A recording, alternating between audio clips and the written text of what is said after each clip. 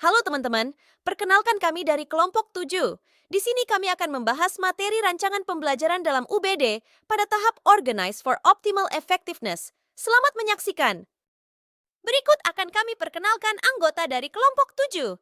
Yang pertama, Afni Ika Ifyanti. Yang kedua, Heru Pujiarto. Yang ketiga, Laili Mukaroma. Dan yang keempat, Nur Fitri Rahmawati. Selanjutnya akan dibahas mengenai materi. Here we go. Apa sih maksud dari Organize for Optimal Effectiveness? Mari kita bahas terkait pengertian dan tahapan Organize for Optimal Effectiveness. Organize for Optimal Effectiveness diatur untuk mengoptimalkan pemahaman yang mendalam. Konsep ini merujuk pada pentingnya memiliki keteraturan dalam belajar dan bekerja agar dapat mencapai pemahaman yang mendalam atas suatu materi atau tugas.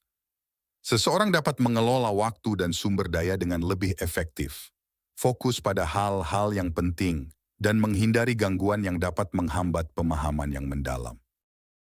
Berikut ada 3 pertanyaan terkait lembar kerja O. Mari kita bahas untuk pertanyaan yang pertama, yaitu pengalaman belajar apa yang paling baik sehingga dapat mengembangkan dan memperdalam pemahaman peserta didik.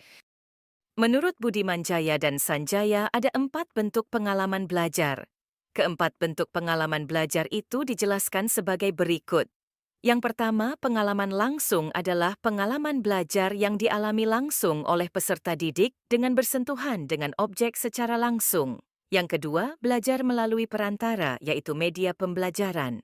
Yang ketiga adalah pengalaman belajar melalui bahasa verbal, artinya pembelajaran yang dilakukan dengan cara menjelaskan materi pelajaran dengan menggunakan bahasa sebagai alat utama penyampaian. Yang terakhir, pengalaman belajar melalui aktivitas tertentu adalah pengalaman belajar yang diperoleh siswa melalui kegiatan yang didesain oleh guru untuk mencapai tujuan tertentu, misalnya diskusi. Mari kita bahas pertanyaan yang kedua. Bagaimana meminimalkan kemungkinan kesalahpahaman? Berikut ada beberapa cara, antara lain. Pertama, memastikan kesiapan diri dan kelengkapan materi ajar. Kedua, menyampaikan materi secara jelas, sesuai konten dan mudah dipahami. Ketiga, menciptakan lingkungan kelas yang kondusif. Keempat, menyajikan pembelajaran yang interaktif dan menyenangkan.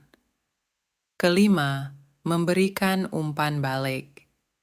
Dan yang terakhir, mau menerima masukan atau kritik dan saran yang membangun.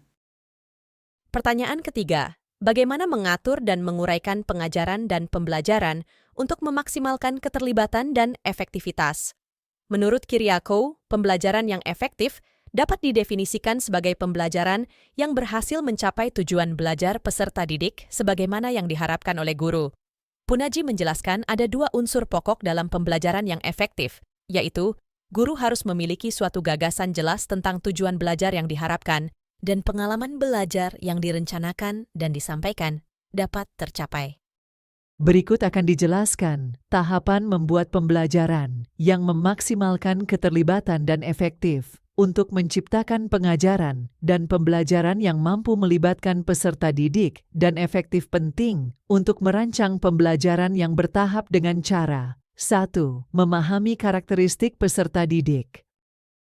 2. Menyusun materi yang mudah dan kompleks. 3. Membantu peserta didik membangun dasar sebelum memasuki konsep yang lebih sulit. 4. Memberikan konteks dan konten yang menyesuaikan zaman, teknologi, dan melibatkan peserta didik dalam proses pembelajarannya. Cukup sekian yang dapat kami sampaikan. Mohon maaf jika ada salah kata. Sampai jumpa di pertemuan selanjutnya. Tetap semangat ya, teman-teman.